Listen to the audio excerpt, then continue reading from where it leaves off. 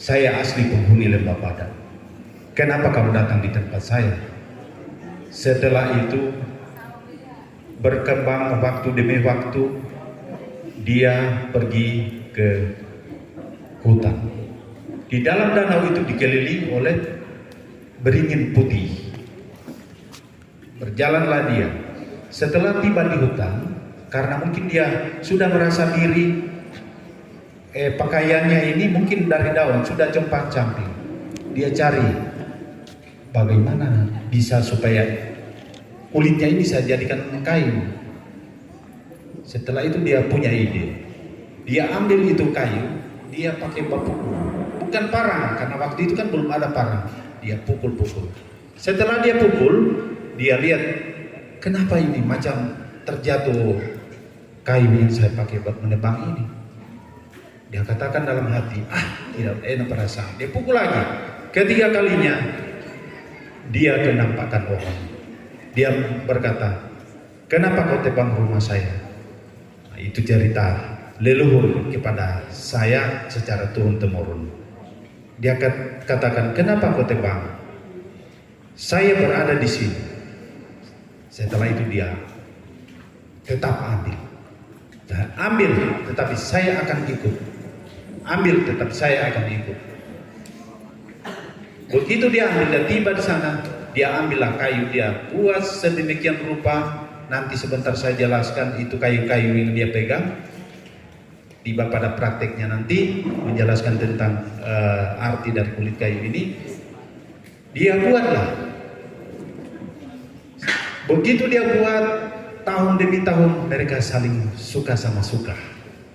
Ini makhluk halus dengan manusia yang berbicara. Kenapa bisa? Dia buatlah, akhirnya dipukul-pukul sehingga menjadi kain kulit kayu. Tetapi belum ada batu yang disebut batu ike waktu itu. Begitu dia pukul-pukul, suaminya minta pamit sama istrinya. Mak, saya mau, tapi bukan mama ya, saya mau pergi di hutan mencari makanan kita. Dia berburu hewan. Setelah di gunung pertama, dia belum tahu ini landasannya. Jadi saya langsung tebak bahwa ini tadi saya lewati. Setelah mereka muncul ide, saya ulangi, muncul ide, istrinya ini pergi di tempat mandi, artinya di pinggir danau. Dia lalu lalang di situ, selalu menyentuh itu batu. Dia katakan, kenapa ini batu selalu saya sentuh? Begitu seterusnya dia sampaikan sama suaminya, Pak, ada di sana batu yang selalu saya sentuh, tapi tidak pernah batu itu kelihatan. Dia carilah itu batu. Begitu dia cari, muncul landasan kain kulit kayu yang dari emas. Kemudian dia ambillah, dia pakai untuk membuat kain kulit kayu. Berikut saya lanjut tadi. Pergilah ia mencari hewan buruan. Dia sampaikan sama istrinya, jangan dulu bunyikan landasan ini sebelum saya berangkat. Oke. Begitu dia berangkat, dia kira sudah sampai di gunung yang ketujuh, padahal belum. Balik, dia marah sama istrinya. Jangan dulu bunyikan, itu rusa-rusa di sana mau lari nanti kalau kau langsung bunyikan ini. Pergi lagi dia di gunung yang berikut. Begitu terus, 3 kali dia bunyikan, 3 kali dia bunyikan, marah. Dia katakan, bila kau bunyikan, saya lempar ini bunyi landasan di pinggir danau. Pergilah dia.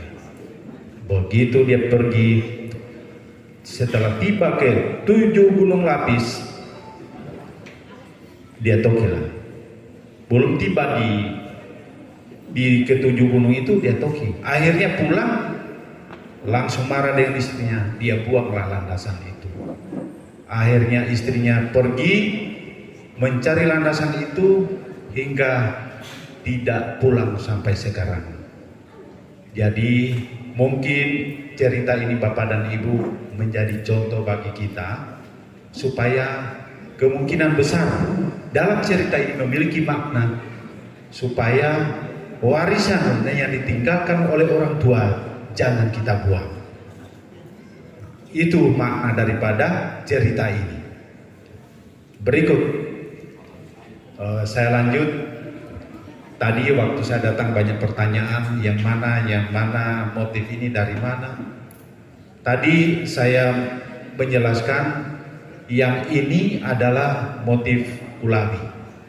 Dia 2 susun, 3 susun, tidak memiliki motif yang dia temporer, dia punya motif, tetapi tidak sama dengan Badak punya. Nah, kemudian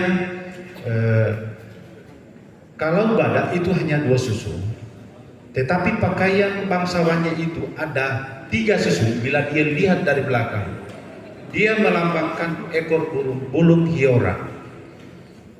Bulu burung hiora itu, ekor burung hiora itu hanya berada di habitat yang sangat jauh dari pemukiman. Semua warna bulu ada pada tubuhnya. Itulah simbol sebagai pemersatu. Diambil ekornya, diambil bulunya untuk bulu-bulu yang disebut hiora. Jadi yang memakai hiora dari bulu burung itu, minta maaf, itu hanya dari Badak. Bulu burung yang bermacam warna-warni itu diambil dari bulu burung hiora. Adapun Bapak dan Ibu melihat kreativitas yang sekarang ini saya lihat dipakai oleh para pejabat, dia buat tinggi, itu salah, minta maaf. Saya kemarin melihat perdebatan di komunitas kami Tobadak, melihat bahwa pakaian itu dibuat sedemikian rupa, akhirnya saya yang menjadi sasaran. Saya katakan jangan kita jawab di sini, nanti saya komunikasi dengan pihak yang menyampaikan informasi bahwa hiora itu hanya kecil bulunya. Dia tidak berdiri seperti di atas. Jadi itu pakaian yang berdampingan dengan kulit kayu. Kulit kayu dalam bahasa Badak rantak.